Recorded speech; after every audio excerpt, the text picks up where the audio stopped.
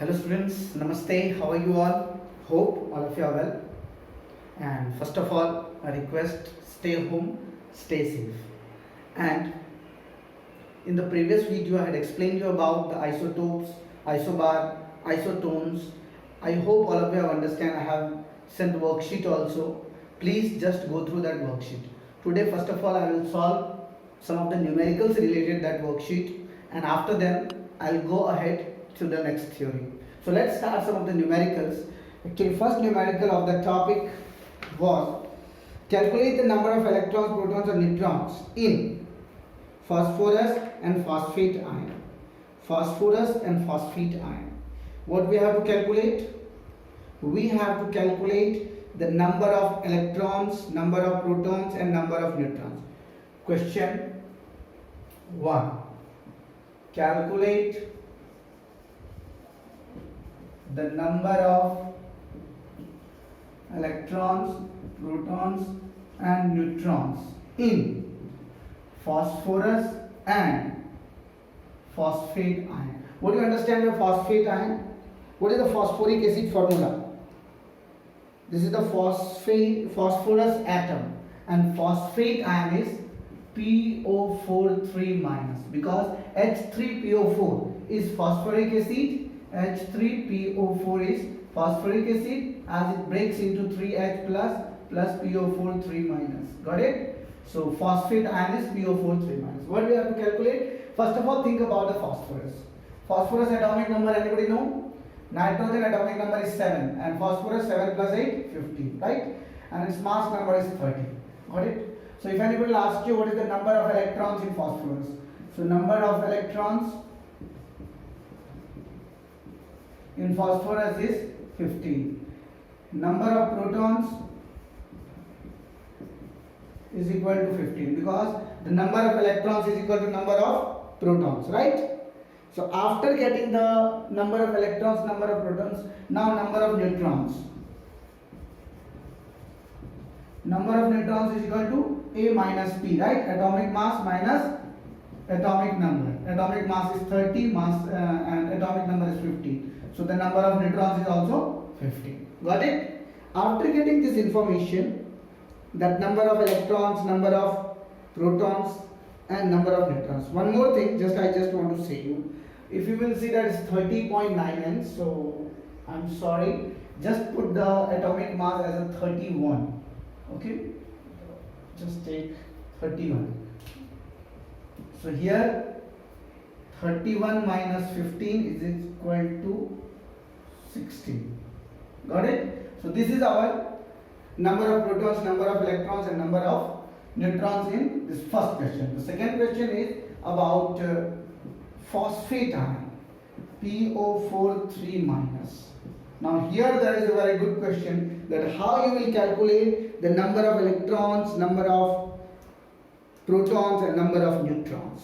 Question is what? Each and every elements you have to calculate the number of electrons, number of protons and number of neutrons. First of all, think about the proton. Okay? So what is the number of electrons in this whole compound? Number of electrons. Phosphorus 15. Okay? What's about the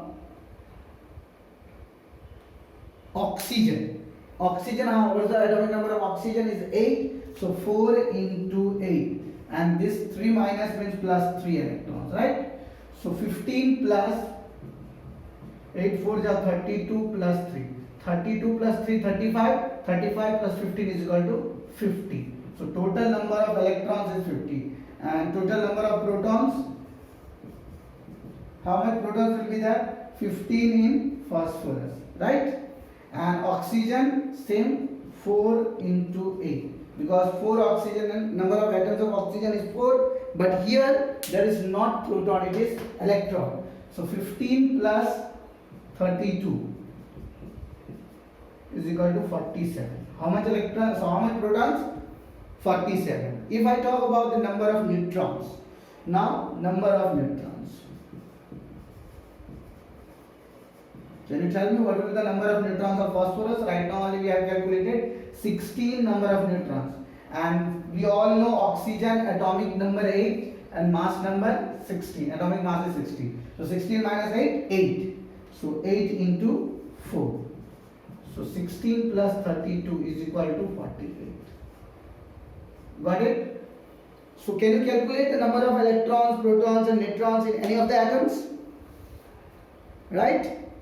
Do you have any doubt to calculate the number of protons, electrons anywhere in this question? I hope all of you have understood about how to calculate the number of electrons and protons. If you have not understand, then please drop your doubt into the comment box section. Now I am going to give you some of the questions. Like you have to calculate the same things about number of electrons, number of protons and number of neutrons of some of the question. Just write this question in your notebook. So what will happen? After writing the questions in your notebook, you will be able to understand that sir, what sir wants to say and what sir wants to teach. Okay? So here you have to calculate Zn2 plus everything. Number of electrons also, protons also and neutrons also. Got it?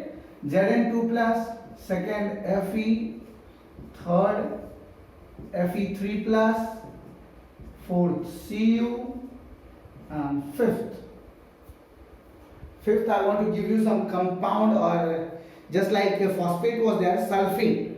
Okay? SO4 2 minus.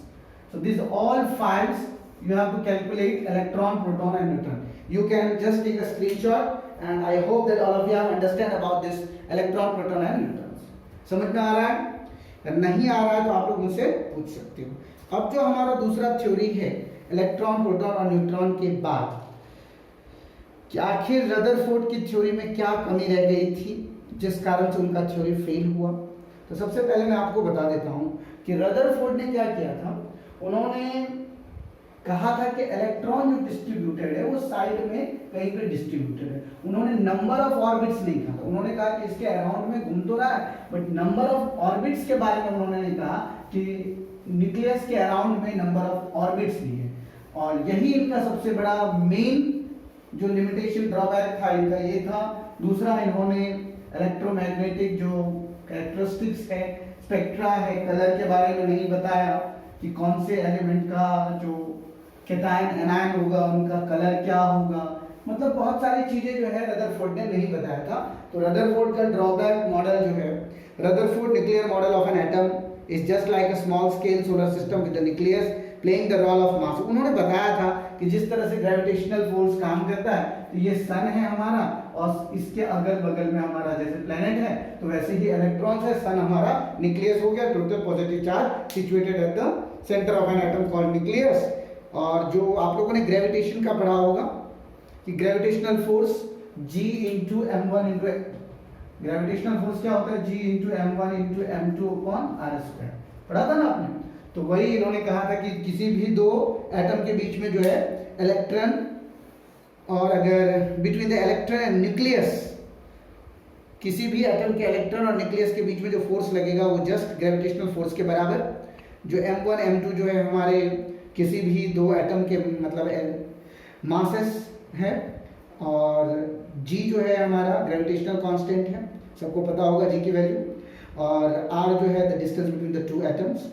ये उन्होंने apply किया था जैसे solar system पे apply हुआ था, वैसे ही इन्होंने the theory can also calculate the precisely the planetary orbits and the agreement with the experimental measurement. इसके बाद the similarly between the solar system and nucleus model of suggest the electron should move around the nucleus. मतलब उन्होंने बताया था कि फिर उसके बाद मैक्सवेल थ्योरी आई थी. उन्होंने मैक्सवेल ने क्या कहा था आप लोगों को पता है? मैक्सवेल थ्योरी, मैक्सवेल ने कहा था कि सर अगर मान लीजिए न्यूक्लियस है और आप बता रहे इसके इर्द गिर्द में इलेक्ट्रॉन घूमता है, राइट? तो आखिर ये इलेक्ट्रॉन जब घूमता है, रोटेट करता है अपने एक्सिस पर और ये रिवॉल्यूशन करता है, तो जैसे हम लोग क्या होता है, अगर मान लीजिए मैं आपको दौड़ने के लिए कहूँगा अर्ली इन द मॉर्निंग 1 चक्कर लगाओ, 2 चक्कर लगाओ, 3 चक्कर लगाओ, 4 चक्कर लगाओ, 5 चक्कर लगाओ, तो एक समय ऐसा आएगा जब आपकी एनर्जी फिनिश्ड हो जाएगी और आप गिर जाओ, राइट? जैसे मानो कभी कभी देखना तुम लोग जो मूवीज होते हैं उसमें आर्मी को जब पनिशमेंट दिया जाता है तो उन लोगों को चक्कर लगाया जाता है, और जब जैसे उनके बॉडी से एनर्जी खत्म हो जाती है वो बेहोश हो जाते हैं, वो गिर जाते हैं. तो वैसे ही यहाँ पर मैक्सवेल ने कहा था कि अगर ये इलेक्ट्रॉन जब घूमता है, रेडिएट करता है, तो कुछ ना कुछ एनर्जी जो है रेडिएट करेगा। जब स्पिन कर रहा है तो एनर्जी रेडिएट करेगा, और ये अगर एनर्जी रेडिएट करेगा तो मान लीजिए यहाँ पे नहीं, यहाँ पे 10 बार 20 बार, तो कभी ना कभी तो ऐसा टाइम आना चाहिए कि इलेक्ट्रॉन को न्यूक्लियस के अंदर में गिर जाना चाहिए, जहाँ पे भी हो उसको गिर जाना चाहिए। लेकिन ऐसा होता नहीं, क्वेश्चन आया ऐसा होता नहीं है। तो ये जो था, ये सबसे दूसरा limitation, drawbacks of Rutherford model, कि आखिर जब इलेक्ट्रॉन रेडिएट करता है, एनर्जी स्प्लिट करता है, तो फिर वो न्यूक्लियस के अंदर में गिरता क्यों नहीं है। तो ये उन्होंने कहा कि यहाँ पर याद रखना बच्चों कि ये अगर मान लीजिए न्यूक्लियस है और ये हमारा ऑर्बिट है, तो इलेक्ट्रॉन जो है यहाँ पर दोनों फोर्स है, न्यूक्लियर अट्रैक्शन फोर्स और इलेक्ट्रो, तुम लोगों ने पढ़ा होगा फिजिक्स में, इलेक्ट्रोफिजन फोर्स और इलेक्ट्रोफ्यूजन फोर्स। जैसे मान लो कि हम लोग जैसे कहीं पे मान लो राउंड लगाते हैं, जैसे यू टर्न लेना है साइकिल से या मोटर बाइक से, तो कभी कभी देखना तुम लोग गिरते नहीं, हम लोग ड्राइव जो मारते हैं तो एक देखना एकदम, स्पेशली वो जो रेसर सब होते हैं जो रेस लगाते हैं, तो देखना जब टर्न आता है तो वो लोग गिरते नहीं। क्यों पता है? क्योंकि वहां पर एक सेंट्रीफ्यूगल फोर्स काम करता है। न्यूक्लियस, जैसे मान लो ये एक साइकिल सवार है या मोटर बाइक सवार है, तो इसका सेंटर की तरफ फोर्स लगता है और एक बाहर की तरफ फोर्स लगता है, centripetal force and centrifugal force. तो वैसे ही यहाँ पर इलेक्ट्रॉन जो है न्यूक्लियर अट्रैक्शन फोर्स और सेंट्रीफ्यूगल फोर्स यहाँ पे काम करता है, जिस कारण से इलेक्ट्रॉन जो है न्यूक्लियस के अंदर में नहीं गिरता है। तो Maxwell charged particle when accelerated should emit electromagnetic radiation. This feature does not exist in the planets since they are uncharged. उन्होंने कहा इलेक्ट्रॉन जब ऑर्बिट में घूमेगा तो एनर्जी रेडिएट करेगा, और रेडिएशन के बाद इलेक्ट्रॉनिक मोशन जो होगा तो orbit will continue to shrink. So calculation to show that electron only by 10 to the power minus 8 second to spiral into the nucleus, but this does not happen. Thus the Rutherford model cannot explain the stability of atom. तो यहाँ पर ये जो नहीं होता है, तो Rutherford ने इसका स्टेबिलिटी के बारे में नहीं बताया था कि क्यों नहीं होता है, राइट। उसके बाद जो क्लासिकल मैकेनिक्स थ्योरी आई थी, इलेक्ट्रोमैग्नेटिक थ्योरी, उसमें ये चीज़ें बताई गई थी, जिस कारण से कि इन्होंने बताया था कि in orbit the leading to the instability of atom, then why not consider electron as a stationary around the nucleus? If the electrons are stationary, so electrostatic attraction between the dense nucleus and the electrons would pull the electrons toward the nucleus to form a miniature version of Thomson model of atom. Another serious drawback of Rutherford model is to say nothing about the electronic structure of the atom, how the electrons distributed around the nucleus, and what are the energies of these electrons. देखो बहुत सारे उनके drawbacks थे। उन्होंने ये भी नहीं बताया था कि कितनी एनर्जीज है, एनर्जी लेवल कितने हैं, कैसे इलेक्ट्रॉन्स अरेंज है, जो बोर साहब ने बताया था। इन्हीं का ड्रॉबैक लेकर के बोर साहब ने अपना पोस्टुलेट दिया था, तो उसमें उन्होंने कहा था कि energy level, first energy level में कितने इलेक्ट्रॉन अरेंज होंगे, सेकेंड एनर्जी लेवल में कितने इलेक्ट्रॉन अरेंज होंगे, थर्ड में कितने अरेंज होंगे, तो 2n² जो उन्होंने फॉर्मूला दिया था। तो यही सारा इनका ड्रॉबैक्स था। मेन ड्रॉबैक्स याद रखना कि ये जो इलेक्ट्रॉन्स रेडिएट करता है, तो रेडिएट करते समय जो एनर्जी स्प्लिट करता है, जो मैक्सवेल थ्योरी ने बताया था कि आखिर उसको गिर जाना चाहिए, प्लैनेट्स में तो ऐसा नहीं होता है, क्योंकि प्लैनेट्स जो है वो अनचार्ज है। इसके बाद जब आपने ये पढ़ लिया कि ड्रॉबैक्स ऑफ रदरफोर्ड मॉडल, इसके बाद आपको मैं स्पीड ऑफ लाइट के बारे में कुछ बताना चाहता हूँ। एक बात बताओ, तुम लोगों ने स्पीड ऑफ लाइट का वैल्यू तो पता होगा, 3 लाख किलोमीटर पर सेकंड, राइट। जब आपको ये वैल्यू पता है तो पता है इसका वैल्यू कैसे आया था। मतलब इसका वैल्यू से पहले मैं आपको बोर मॉडल जो बताया गया था, कि बोर मॉडल में बताया गया कि कोई भी इलेक्ट्रॉन या वेव्स जो है वो ड्यूअल पार्टिकल्स है। ड्यूअल पार्टिकल्स का मतलब development leading to the Bohr model of atom. Historical results observe the studies of interactions of radiation with the matter have provided immense information regarding the structure of the atoms and molecules. Niels Bohr utilized these results to improve upon the model proposed by Rutherford. Two development played a major role in the formulations of Bohr model. वैसे तो bore साहब ने बहुत सारे दिए थे, लेकिन उनका जो दो मेन पोस्टुलेट्स था जिस कारण से रदरफोर्ड का जो ड्रॉबैक्स था वो प्रूफ हुआ। पहला, dual characteristics of the electromagnetic radiation, which means the radiator or radiations possess both wave and wave-like and particle-like properties. Experimental result regarding atomic spectra, which can be explained only by assuming quantized electronic energy levels in atoms. जो main दो था इनका कि सबसे पहले dual nature, कौन कौन सा नेचर, एक पार्टिकल नेचर और एक wave nature, particle and wave. ये क्या है पार्टिकल एंड वेव? तो जब रदरफोर्ड ने डिस्क्राइब किया था कि इलेक्ट्रोमैग्नेटिक रेडिएशन जो निकलते हैं वो रेडिएशन या तो वेव होगा नहीं तो पार्टिकल होगा, लेकिन जब बोर साहब का ये थ्योरी आया तो उन्होंने कहा नहीं, इलेक्ट्रोमैग्नेटिक रेडिएशन दोनों है, वो वेव भी है और पार्टिकल भी है। और दूसरा इन्होंने कहा कि जैसे ही एक्सपेरिमेंट से पता चला कि एटॉमिक स्पेक्ट्रा वो जो है सिर्फ और सिर्फ एनर्जी जब क्वांटाइज किया जाएगा, सो इलेक्ट्रॉनिक एनर्जी किस लेवल में है तभी उसका पता चल जाएगा। अब आ जाइए वेव एंड इलेक्ट्रोमैग्नेटिक्स। तो बहुत सारे ऐसे wave nature of electromagnetic radiation के बारे में बताया गया कि आखिर ये इलेक्ट्रोमैग्नेटिक रेडिएशन वेव है या पार्टिकल है, ये वेव है या पार्टिकल है, इसको कैसे प्रूफ किया जाए। तो जब बोर ने अपना थ्योरी दिया था तो जिसमें से मैंने आपको बताया था कि ये दो मेन जो कंसेप्ट है, dual nature and electromagnetic radiation, ये स्पेक्ट्रा जो है कि एक्सपेरिमेंट से पता चला कि आखिर इसका atomic spectra quantized electronic energy level जो एटम्स के होते हैं उसी के लिए। उसके बाद जेम्स मैक्सवेल, नाम तो आपने सुना होगा Maxwell theory, wave nature of electron. Maxwell साहब ने किसका नेचर दिया था? वेव।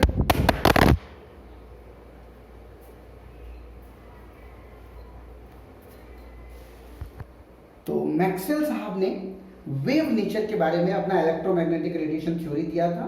सबसे पहले इन्होंने एक्सप्लेन किया था जो interactions between the charged bodies, the behavior of electrical and magnetic fields on microscopic level. He suggested that when the electrically charged particles moves under the acceleration, alternating electrical and magnetic fields are produced and transmitted. These fields are transmitted in the forms of waves called electromagnetic waves. अब question है किसको कहोगे electromagnetic waves? तो इन्होंने जो अपना suggest किया था, किसने? मैक्सवेल साहब ने। तो मैक्सवेल साहब ने कहा था जब भी कोई बॉडी एक्सेलरेट करता है, स्पेशली इलेक्ट्रिक फील्ड और मैग्नेटिक फील्ड की बात करें, तो वहां से एक वेव प्रोड्यूस्ड होता है, जिस वेव को इलेक्ट्रोमैग्नेटिक वेव्स कहा जाता है, इलेक्ट्रोमैग्नेटिक रेडिएशन कहा जाता है। अब क्वेश्चन ये है, तुम लोग निगेटिव एनर्जी को मानते हो, और ये निगेटिव एनर्जी स्पेशली प्रोड्यूस होता है इलेक्ट्रोमैग्नेटिक वेव्स के कारण। कोई भी इलेक्ट्रिक फील्ड और मैग्नेटिक फील्ड जब एक दूसरे के ऊपर में परपेंडिकुलर होते हैं और उससे जो वेव्स निकलता है, सिंस इलेक्ट्रिक फील्ड है मैग्नेटिक फील्ड है, अगर वो दोनों एक दूसरे के परपेंडिकुलर होते हैं तो इलेक्ट्रिकल और मैग्नेटिक फील्ड दोनों जो है कुछ प्रोड्यूस करते हैं। इसी प्रोड्यूसन के समय में वो लोग वेव्स प्रोड्यूस करते हैं, जिस वेव्स को इलेक्ट्रोमैग्नेटिक वेव्स कहा जाता है। क्या कहा जाता है?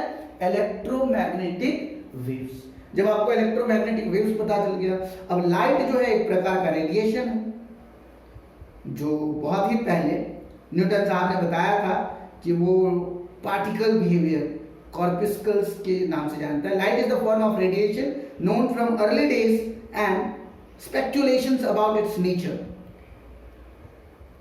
date back to remote the ancient time. In the earlier days, Newton, light was supposed to be a particle corpus. It was only in the 19th century when the wave nature of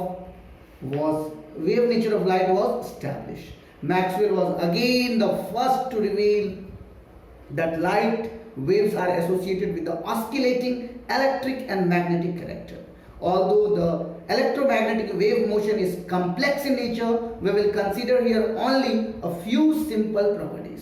अब सबसे पहला properties, the oscillating electrical and magnetic field produced by oscillating charge particles are perpendicular to each other and both are perpendicular to the direction of propagation of the wave. Simplified, the electromagnetic nature. देखो जब भी कोई electromagnetic waves पास करेगा, याद रखना, मान लो एक wave, right, इस वेव के अंदर में जो अगर आप बात करें इलेक्ट्रिक फील्ड और मैग्नेटिक फील्ड, तो जैसे ही इसके ऊपर में जो इलेक्ट्रिक फील्ड और मैग्नेटिक फील्ड होगा वो एक दूसरे के ऊपर में परपेंडिकुलर होगा। क्यों परपेंडिकुलर होगा? क्योंकि याद रखना ये जो पॉइंट होगा, ये पॉइंट, ये पॉइंट, ये पॉइंट, यही पॉइंट से आपको पता चलेगा कि वो दोनों क्या है, एक दूसरे के ऊपर में परपेंडिकुलर है। और अनलाइक साउंड वेव्स और water waves, electromagnetic waves do not require medium and it can move in. जिस तरह से लाइट वैक्यूम में मूव करता है, उसी तरह से यहाँ पर इलेक्ट्रोमैग्नेटिक वेव्स भी वैक्यूम में मूव कर सकते हैं। इनको किसी भी प्रकार की मीडियम की जरूरत नहीं है, जैसे साउंड को होता है, वाटर को होता है, उस तरह का मीडियम इनको जरूरत नहीं पड़ती। It is now well established that there are many types of electromagnetic radiation which differ from one another in the waves. जैसे ये पता चला कि सबका वेव अलग अलग होता है, तो these electromagnetic spectrum, different regions of the spectrum are identified with the different names. तो वो अलग अलग नाम जो है उनको दिया गया, अलग अलग जो वेव्स थी उनका अलग अलग नाम दिया गया, सबका फ्रीक्वेंसी का रेंज नापा गया, जिसका ब्रॉडकास्टिंग आजकल तुम लोग रेडियो सुनते होंगे, तो रेडियो पे बोलते हैं ना 103 मेगाहर्ट्ज, तो उसी तरह से जो फ्रीक्वेंसी मेजरमेंट की गई थी, रेडियो फ्रीक्वेंसी रीजन जो होता है 10⁻6 हर्ट्ज से लेकर के 10⁻10 हर्ट्ज, 10⁻10 हर्ट्ज में माइक्रोवेव रीजन भी आ जाता है, जो रेडार, इंफ्रारेड रीजन, और 10⁻13 रीजन, 13 में जाओगे तो बहुत ही ज़्यादा हीट होता है। अल्ट्रा वायलेट रीजन जो है 10⁻16 हर्ट्ज रीजन में आता है। तो ये सारी चीज़ें आप लोग जब पढ़ोगे, जब बीटेक में जाओगे तो इसके बारे में डिटेल से पढ़ाया जाता है कि आखिर इलेक्ट्रोमैग्नेटिक रेडिएशंस में जो जितने भी हर्ट्ज हैं, फ्रीक्वेंसीज हैं, इन फ्रीक्वेंसीज के रेंज में जो रडार का यूजेस होता है, आप लोगों ने वो मूवी देखा होगा, जीनियस मूवी, उसमें दिखाया गया है रडार का uses, right. The small portion around 10⁻15 hertz, the ordinary is called visible light. It is only the part which our eyes can see or detect. Special instruments are required to detect non-visible. बहुत सारे ऐसे instrument का use किया जाता है जिससे पता चलता है कि ये जो अल्ट्रावायलेट रेज है उसको सिर्फ आप लाइट को महसूस कर सकते हो कि लाइट आ रही है, अदरवाइज जितने भी जो मतलब रेडिएशन है उनको देखने के लिए इंस्ट्रूमेंट के बिना आप उसको नहीं देख सकते। तो different kinds of units are used to represent the electromagnetic, सबका अलग अलग है। The radiations are characterised by the property namely frequency और वेवलेंथ। तो जितना भी रेडिएशन था, इस दोनों का जो यूनिट है, याद रखना, एक हमारा होता है रेडिएशन के जो यूनिट्स आए थे कि आखिर ये इलेक्ट्रोमैग्नेटिक वेव्स या रेडिएशन जो निकल रहा है इससे, इलेक्ट्रोमैग्नेटिक वेव्स,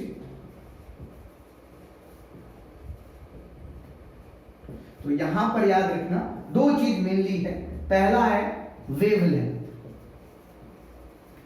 और दूसरा है फ्रीक्वेंसी।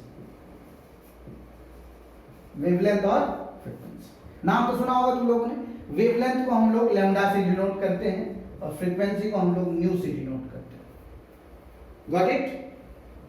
तो बहुत सारे अलग अलग आए थे रेडिएशंस, उनका ऐसा यूनिट भी अलग अलग, किसी का फ्रीक्वेंसी, किसी का, लेकिन ये जो फ्रीक्वेंसी है ये ऐसा यूनिट हर्ज साहब ने दिया था, हेनरिच हर्ज। हेनरिच हर्ज ने कहा था कि 1/पीरियड मतलब फ्रीक्वेंसी का उन्होंने सीधा सीधी जाहिर किया था 1/टाइम, तो इसका ऐसा यूनिट होता है 1/सेकेंड, तो S इनवर्स। तो हर्ज ने कहा था ये जो है frequency, hertz is equal to 1/टाइम, that is second inverse. Got it. तो ये वेव जैसे ही कोई पॉइंट से पास होगा तो 1 सेकेंड में जो पास होता है तो उसी को फ्रीक्वेंसी कहा जाता है। तो wavelength should have the units of length and as you know the SI unit of length is metre. और वेवलेंथ है तो लेंथ में हम लोग जानते ही हैं, लेंथ का मतलब होता है दूरी, डिस्टेंस। डिस्टेंस में हम लोग लेंथ को किस में मेजरमेंट करते हैं? मीटर में, राइट। तो वेवलेंथ का ऐसा यूनिट क्या हो जाएगा? Metre. Since electromagnetic radiation consist of different kinds of waves of much smaller waves, smaller are to use electromagnetic radiation which differ from another wavelength to their frequencies. In vacuum, all the types of radiation, regardless of wavelength, travel of the same speed. सबकी जो speed है कितनी हो जाती है? Speed of light के बराबर। कितना speed of light? Speed of light है हमारा 3 लाख किलोमीटर पर सेकेंड। तो जैसे ही आपको फ्रीक्वेंसी और ये वेवलेंथ, c की वैल्यू जो है c is equal to lambda into nu, इस दोनों का वैल्यू कितना हो जाएगा? लैम्डा इंटू न्यू का वैल्यू 3 × 10⁸ मीटर पर सेकेंड। इसी का मतलब हो गया 3 लाख किलोमीटर पर सेकेंड। तो किसी भी रेडिएशन का जैसे आप बात करोगे, कोई भी रेडिएशन, इलेक्ट्रोमैग्नेटिक रेडिएशन या फिर वेवलेंथ, ये सब की स्पीड जो है सेम हो जाती है वैक्यूम में आने के बाद। जो स्पीड ऑफ लाइट की है वही है, इसीलिए स्पीड ऑफ लाइट को हम लोग c से डिनोट करते हैं। c is equal to lambda into nu, where the value of c is 3 into 10 to the power 8 metre per second is equal to lambda into nu. तो अगर आपको frequency निकालनी है तो क्या करोगे, c बाय लैम्डा, और अगर आपको लैम्डा निकालना है तो c by nu. Got it? Frequency निकालना है तो किसका फॉर्मूला डालोगे, c बाय लैम्डा, और अगर लैम्डा निकालना है, वेव निकालना है, तो उसमें किसका डालोगे, तो c बाय फ्रीक्वेंसी का। Got it? अब मैं बात कर रहा हूं अगर कुछ wave number, the other commonly used quantity specially in the spectroscopy is the wave number. Wave number किसको कहेंगे? It is defined as the number of wavelengths per unit length. Number of wavelengths per unit length, its units are reciprocal of the wavelength. Wave number is equal to 1 by lambda. Wave number is equal to 1 by lambda. सीधा सीधी कोई पूछेगा कि wave number किसको कहते हैं, तो wave number में सीधा सीधी बोल देना number of wavelengths per unit length. Number of wavelengths per unit length is called wave number. Got it? चलो अब इसके ऊपर में हम लोग 2-3 न्यूमेरिकल्स बनाएंगे, कुछ एनसीईआरटी के, कुछ calculate the wavelength, frequency and wave number of a light period is, light period is 4 into 10 to the power minus 8 second. चलो एक न्यूमेरिकल हम लोग इस बेस पे बनाते हैं, और न्यूमेरिकल के बाद अगला थ्योरी जो कंसेप्ट होगा हमारा, स्पेशली हमको मेन समझ में आना है, ये कंसेप्ट हमें समझ में आना चाहिए, c is equal to lambda into nu. ठीक है, तो चलिए हम लोग न्यूमेरिकल स्टार्ट करते हैं।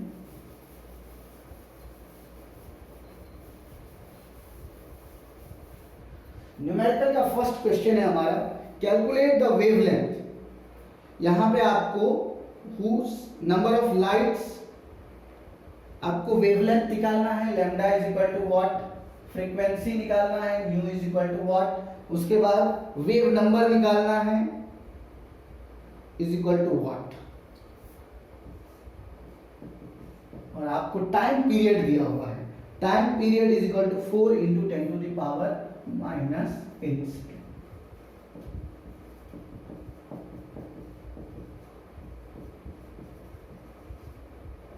बात समझ में आई?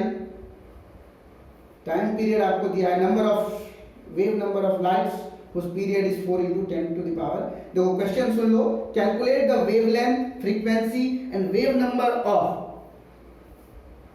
Light whose period is 4 into 10 to the power minus 8 second.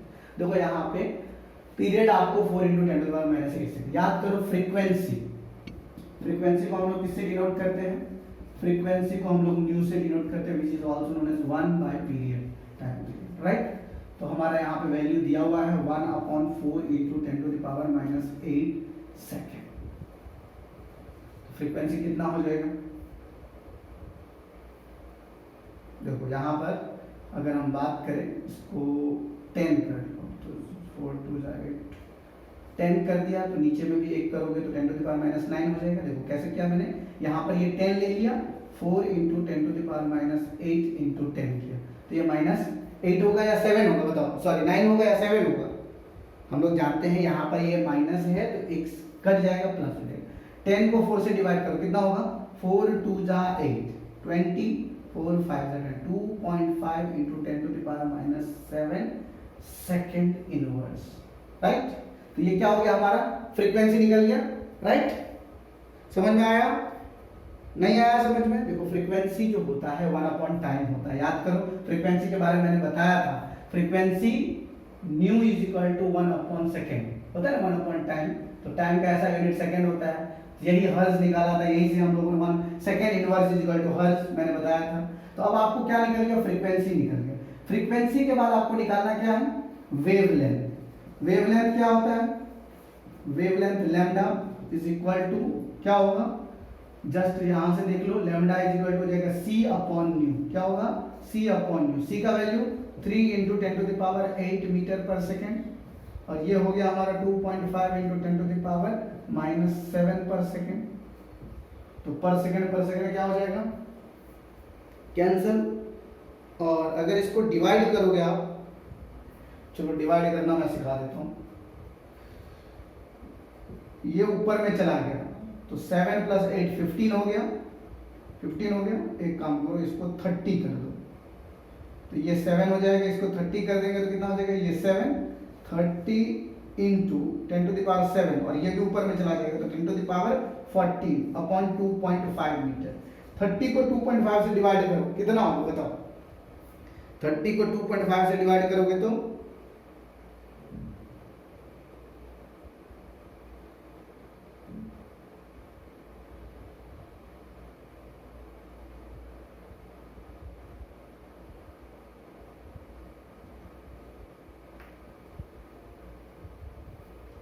Wait for a second, I have done a mistake. Just suppose यहाँ पर जो है -8 था, तो ये -7 होगा, ऊपर में जाएगा तो +7 हो जाएगा, राइट। सॉरी हियर 2.5 इंटू 10⁻7, तो यहाँ पर +7 होगा। तो अब तो तुम्हारा क्या हो गया, +14 तो नहीं होगा बेटा, अब ये 7 हमारा कैंसिल हो जाएगा, राइट।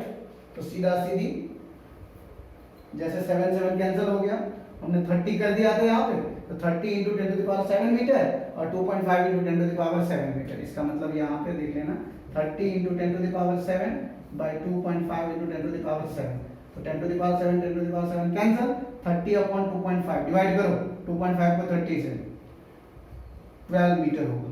कितना होगा, 12 मीटर। और वेव नंबर, तीसरा क्वेश्चन हमारा वेव नंबर। वेव नंबर का फॉर्मूला क्या होता है, wave number is equal to 1 upon lambda. तो 1/12 कितना होगा, 1 को 12 से डिवाइड करोगे तो 0.083 पर मीटर, 0.083 पर मीटर या मीटर इनवर्स। तो ये हो गया हमारा वेव नंबर। वेव नंबर का फॉर्मूला 1/λ। अगर इसको मान लो साइंटिफिक नोटेशन में लिखना है तो 8.3 into 10⁻⁻2 metre, -2 metre inverse. Got it. तो ये वेव नंबर हो गया हमारा, वेवलेंथ हो गया, फ्रीक्वेंसी हो गया, राइट। इस तरह का कोई भी क्वेश्चन आएगा तो आप लोगों को इजीली सॉल्व करना है। Got it. चलो अब दूसरी बात करते हैं। एक दो क्वेश्चन है हमारे एनसीईआरटी में भी दिया हुआ है और कुछ क्वेश्चंस मैं आपको निकालने के लिए भी दूंगा। Got it. क्वेश्चन है हमारा एनसीईआरटी का, विविध भारती नाम सुना है ना रेडियो स्टेशन का। The Vividh Bharati station of All India Radio Delhi broadcast of frequency यहाँ पे दिया है 1.1368 kilohertz. Calculate the wavelength and electromagnetic radiation emitted by transmitter, which part of the electromagnetic spectrum does it belongs to। अब आपको question में बताना है कि आपको मैंने फ्रीक्वेंसी दे दिया 1368 किलोहर्ट्ज। सबसे पहले क्वेश्चन को समझना, क्वेश्चन में क्या दिया हुआ है और क्या निकालने के लिए कह रहा है। तो यहाँ पर all India radio station Delhi का एक ब्रॉडकास्ट करता है 1368 फ्रीक्वेंसी के ऊपर में। कितना, 1368 फ्रीक्वेंसी। तो हम लोग यहाँ पे डाल सकते हैं nu is equal to 1368 kilohertz, right. Calculate the wavelength, nu का वैल्यू है 1368 किलोहर्ट्ज। Got it. आपको लैम्डा निकालना है, लैम्डा इज इक्वल टू 1। दूसरा निकालना है आपको calculate the wavelength of the electromagnetic radiation emitted by the transmitter, और पूछ रहा है which part of the electromagnetic spectrum does it belongs to. तो हम लोगों को लैम्डा निकालने के लिए तो हमें पता है, लैम्डा को अगर आप सीधा सीधा याद करो, C is equal to lambda into nu, है ना। तो अगर हमें न्यू दिया हुआ है और लैम्डा निकालना है तो लैम्डा इज इक्वल टू क्या हो जाएगा, C अपॉन न्यू हो जाएगा, राइट। और न्यू हमारा 3 इंटू 10⁸ मीटर पर सेकेंड होता है हमारा स्पीड ऑफ लाइट, और न्यू है 1368 किलोहर्ट्ज। किलोहर्ट्ज को हर्ट्ज में चेंज करोगे तो क्या करोगे, 10⁻³ सेकेंड इनवर्स कर दो, राइट। Got it. किलोहर्ट्ज को हमने क्या किया, हर्ट्ज में चेंज कर दिया। हर्ट्ज में चेंज करने के लिए 10⁻³ पर सेकेंड, राइट। अब तुम्हें इसको डिवाइड करना है तो तुम्हें मिल जाएगा वेवलेंथ। अब कितना वेवलेंथ होगा, पहले हमको डिवाइड करना पड़ेगा। 3 तो कट जाएंगे, तो यहाँ पे 10⁵ बचे।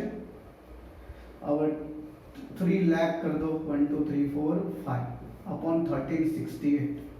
अब ये 3 कैंसिल और सेकेंड कैंसिल, इतना मीटर। इस पर डिवाइड करोगे, 3 लाख को 1368 से डिवाइड करोगे तो हमारा वैल्यू आएगा 219.3 मीटर। ये हमारा वेवलेंथ निकल गया। बड़े हमारा क्वेश्चन क्या था? हमारा क्वेश्चन था calculate the wavelength of the electromagnetic radiation emitted by the transmitter and which part of the electromagnetic spectra does it belongs। तो कौन से स्पेक्ट्रा में बिलोंग करता है? तो अभी फिलहाल हम लोगों को याद रखना कि इसका ये वेवलेंथ है, वेवलेंथ का इतना मीटर है। स्पेक्ट्रा के बारे में हम लोग लेटर ऑन पढ़ेंगे। अभी मैं जो क्वेश्चंस है वो आपको सॉल्व करना है। Calculate the number of protons, electron, neutron से रिलेटेड अगर आपको कोई डाउट हो तो आप लोग लिख सकते हो और बोल सकते हो। इसके बाद जब आप ड्वेल नेचर में जाओगे, ये ड्वेल नेचर के बाद हम लोग जो वेवलेंथ वाली थ्योरी आएगी, तो एक मैं क्वेश्चन दे रहा हूं, calculate the frequency wave number of the microwave with wavelength. Wavelength दिया हुआ है, आपको क्या कैलकुलेट करना है? फ्रीक्वेंसी कैलकुलेट करना है। और वेवलेंथ भी नहीं दिया हुआ, सिर्फ वेव नंबर दिया हुआ है। ओके,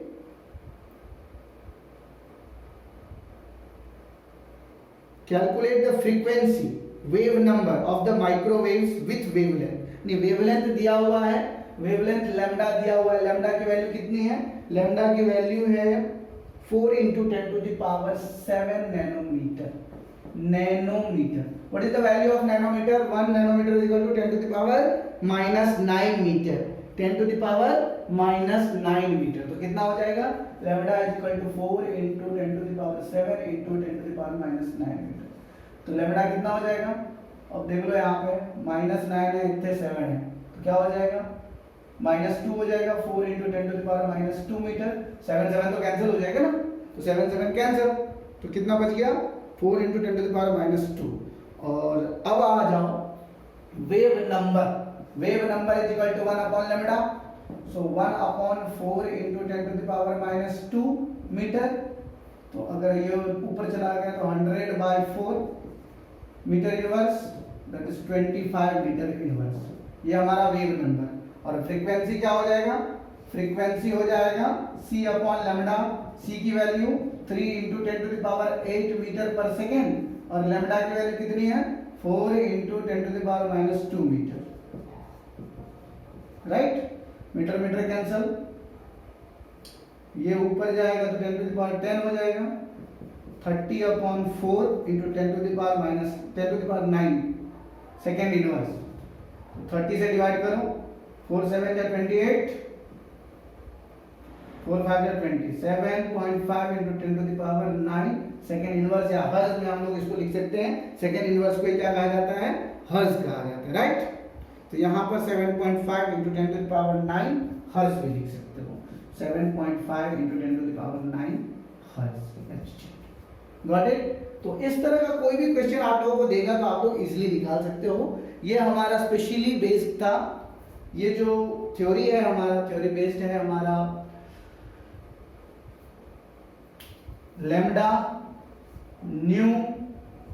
न्यूनम मतलब वेवलेंथ, फ्रीक्वेंसी और वेव नंबर, ये तीनों से रिलेटेड अगर आपको कोई भी डाउट होगा तो आप लोग इजीली निकाल सकते हो। राइट?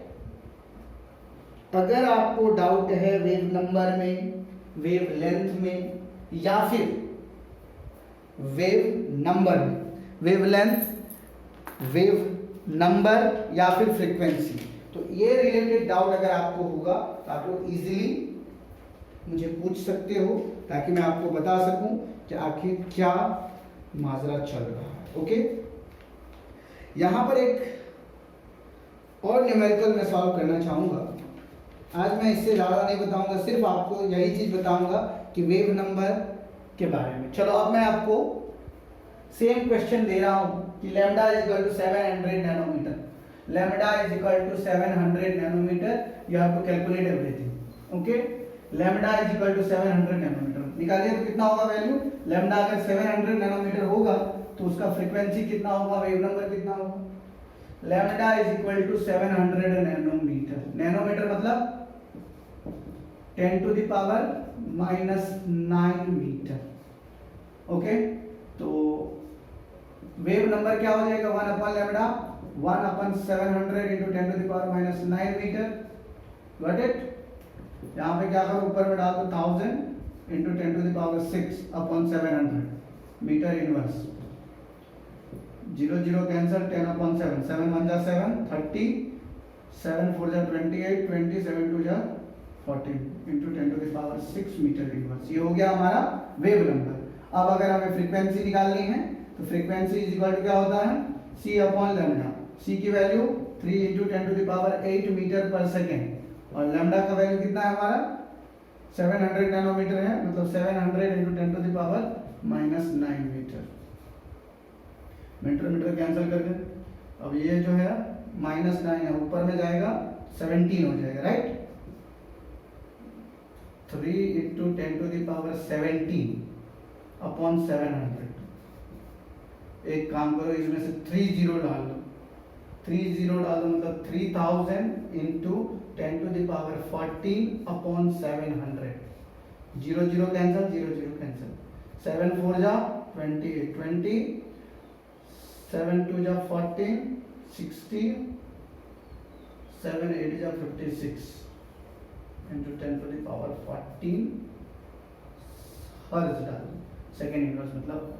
तो इस तरह से आप कोई भी न्यूमेरिकल्स अगर दिया रहे तो इजीली आप लोग निकाल सकते हो। अगर आपको डाउट है specially about the frequency, wavelength and wave number, then please drop your doubt into the comment box section. That's all for today.